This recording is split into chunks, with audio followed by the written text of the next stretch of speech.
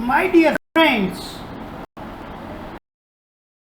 Vice president of India, मैंने साथियों से पहले वीडियो में लिया था प्रेसिडेंट ऑफ इंडिया, और अब मैं डिटेल में वाइस प्रेसिडेंट ऑफ इंडिया के बारे में आपको बताना चाहता हूँ। साथियों, आर्टिकल 52 और 53 के अंदर प्रेसिडेंट ऑफ इंडिया के बारे में सारी डिटेल मैंने बताई। अब आर्टिकल 63 और 66 के अंदर वाइस प्रेसिडेंट ऑफ इंडिया के बारे में सारी कंडीशंस मैं आपको बताना चाहूँगा। Article 63 of the constitution provides that there shall be a vice president of India. Vice president also has the legislative function of acting as the chairman of Rajya Sabha. The vice president acts as president in the event of death, resignation or removal of the president until a new president is chosen. He may also act as temporarily as president during the absence or of the president. साथियों, article 63 क्या कहती है? Vice president of India के बाद जो है भारत के अंदर कॉन्स्टिट्यूशन में एक प्रोविजन है under article 63। Vice president of India president of India की एब्सेंस में सारे काम करता है। साथियों, यदि प्रेसिडेंट की मृत्यु हो जाए या प्रेसिडेंट रिजाइन कर दे या प्रेसिडेंट को किसी प्रकार से किसी कारण से हटा दिया जाए तो उस समय वाइस प्रेसिडेंट प्रेसिडेंट की जगह काम करता है। और भी काम हो सकते हैं, जैसे प्रेसिडेंट बीमार हो जाए या और अर्जेंट काम हो जाए, उस समय भी टेम्परेरीली वाइस प्रेसिडेंट प्रेसिडेंट की जगह काम करता है। साथियों, अब प्रेसिडेंट कौन हो सकता, वाइस प्रेसिडेंट कौन हो सकता है? वही कंडीशन है जो प्रेसिडेंट की है। First, he must B a citizen of India. पहली कंडीशन क्या है? वो देश यानी भारत का नागरिक होना चाहिए। Second, he must have completed the age of 35 years. उसकी आयु 35 वर्ष होनी चाहिए। Third, he must be qualified for election as a member of Rajya Sabha. और वो व्यक्ति जो वाइस प्रेसिडेंट का इलेक्शन लड़ना चाहता है वो राज्यसभा के इलेक्शन के लिए भी योग्य होना चाहिए।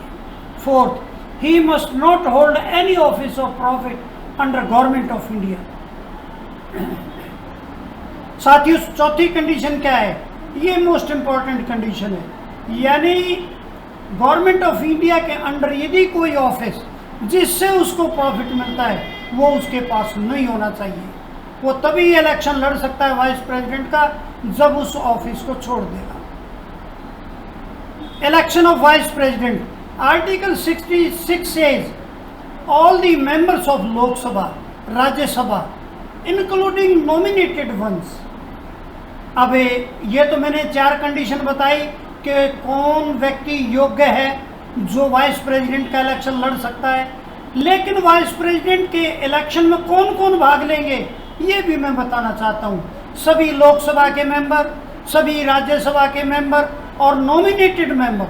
नॉमिनेटेड कौन होते हैं ये भी मैं साथियों आपको बताना चाहता हूँ। प्रेसिडेंट 12 लोकसभा के लिए और 2 राज्यसभा के लिए नॉमिनेट कर सकते हैं, यानी 12 मेंबर लोकसभा के लिए और 2 मेंबर राज्यसभा के लिए नॉमिनेट वो कर सकते हैं। ये प्रेसिडेंट की पावर है। ये जो 12 और 2 है ये भी इलेक्शन में यानी वाइस प्रेसिडेंट के इलेक्शन में भाग ले सकते हैं। तो कौन कौन से हुए? सभी लोकसभा के मेंबर, सभी राज्यसभा के मेंबर और ये 12 और 2 जो प्रेसिडेंट ने नॉमिनेट किए ये भी भाग ले सकते हैं। टर्म क्या है वाइस प्रेसिडेंट की? वही प्रेसिडेंट की भी 5 साल और वाइस प्रेसिडेंट की भी 5 साल टर्म। फंक्शन एंड पावर्स, अब फंक्शन और पावर क्या है वाइस प्रेसिडेंट के? He is the ex officio chairman of Rajya Sabha. साथियों, मैं आपको यहाँ बताना चाहता हूँ, वाइस प्रेसिडेंट ये राज्यसभा का चेयरमैन होता है। राज्यसभा की सभी कार्रवाई वाइस प्रेसिडेंट के अंडर होती है। Second, in the absence of president acts as a president, यानी यदि प्रेसिडेंट नहीं है, उसकी एब्सेंस में वाइस प्रेसिडेंट जो है एज ए प्रेसिडेंट काम करता है।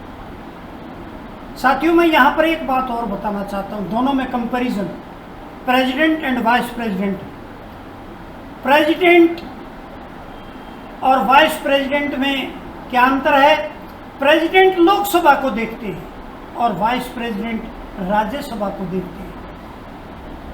लोकसभा निम्न सदन कहलाता है, राज्यसभा उच्च सदन कहलाता है। लोकसभा को प्रेसिडेंट डिसॉल्व भी कर सकता है, राज्यसभा को वाइस प्रेसिडेंट डिसॉल्व नहीं कर सकता। तो साथियों, ये एक अंतर है क्या? यानी लोकसभा निम्न सदन है और राज्यसभा उच्च सदन है। लोकसभा में 550 के अप्रोक्सीमेटली मेंबर होते हैं और राज्यसभा में 250 के करीब मेंबर होते हैं। ये साथियों दोनों में अंतर है।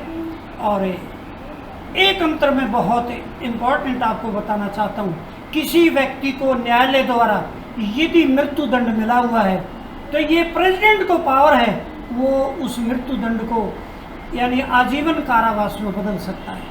ये पावर वाइस प्रेसिडेंट को नहीं है। तो साथियों, ये था president of India and vice president of India. और आजकल तो साथियों ये भी कहते हैं, प्रेसिडेंट ऑफ इंडिया को प्रेसिडेंट ऑफ भारत भी कहने लगे और वाइस प्रेसिडेंट ऑफ इंडिया को वाइस प्रेसिडेंट ऑफ भारत। तो ये चारों साथियों मैंने दोनों वीडियो में प्रेसिडेंट ऑफ इंडिया और वाइस प्रेसिडेंट ऑफ इंडिया के बारे में बताया। यानी क्वालिफिकेशन चारों की वही है, टर्म्स भी क्वालिफिकेशन, चारों क्वालिफिकेशन दोनों की वही हैं और टर्म भी दोनों की सेम है और फंक्शन अलग अलग है। एक राज्यसभा को देखते हैं, एक लोकसभा को देखते हैं। प्रेसिडेंट का पद बड़ा होता है और वाइस प्रेसिडेंट का पद छोटा होता है। लेकिन साथियों, यदि प्रेसिडेंट रिजाइन करेगा, ये रिजाइन करना चाहता है, तो रेजिग्नेशन किसको देगा? प्रेसिडेंट अपना रेजिग्नेशन वाइस प्रेसिडेंट को देगा और उस समय वाइस प्रेसिडेंट